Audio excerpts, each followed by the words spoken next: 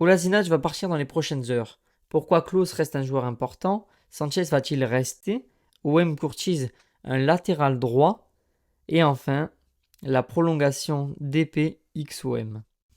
N'hésitez pas à vous abonner avant que la vidéo commence et de lâcher ton plus gros like. En effet, Kolasinac à l'Atalanta, sauf retournement de situation, Kolasinac va bien quitter l'OM pour s'engager avec l'Atalanta.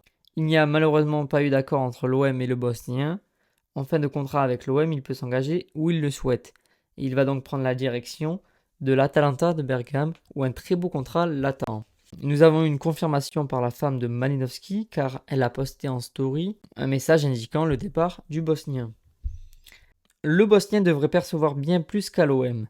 D'après l'équipe, un contrat de 2 ans plus une année en option l'attend, avec une rémunération annuelle de 2 millions d'euros. Klose, toujours important aux yeux de Marcelino? Après une saison usant psychologiquement et physiquement, les projecteurs se sont lentement braqués vers Jonathan. En effet, malgré lui, avec Marcelino, le nouvel entraîneur de l'OM, entraîneur phare du 4-4-2, à plat, qu'allait-il advenir du piston droit? En tout cas, le joueur est très enthousiaste à l'idée de repasser à une défense à 4. Un départ n'est pas envisagé à cause du changement de compo car avant de se révéler, Jonathan Klose était surtout un arrière droit. Il serait très enthousiaste à l'idée de repasser à une défense à 4. Donc voilà, le joueur a hâte de reprendre l'entraînement et de prouver qu'il est encore capable. Sanchez n'est plus un joueur de l'OM. En fin de contrat ce samedi 1er juillet 2023, Sanchez est officiellement libre de tout contrat avec l'OM. Le Chilien aurait refusé quand même les offres de l'Arabie Saoudite. Une annonce officielle, certes, mais les discussions sont toujours en cours avec l'OM. Longoria a-t-il fait exprès d'attendre qu'il soit plus sous contrat pour je ne sais quelle raison? N'hésitez pas à me dire en commentaire. Néanmoins, il donnerait toujours sa priorité à l'OM comme je l'ai dit auparavant. Le timing ne joue pas en faveur de l'OM. À suivre. L'OM sur un latéral droit de Valence. Le joueur Thierry Correa, un espoir portugais âgé de 24 ans évoluant à Valence, est courtisé par l'OM. Le joueur est sous contrat avec Valence jusqu'en 2026.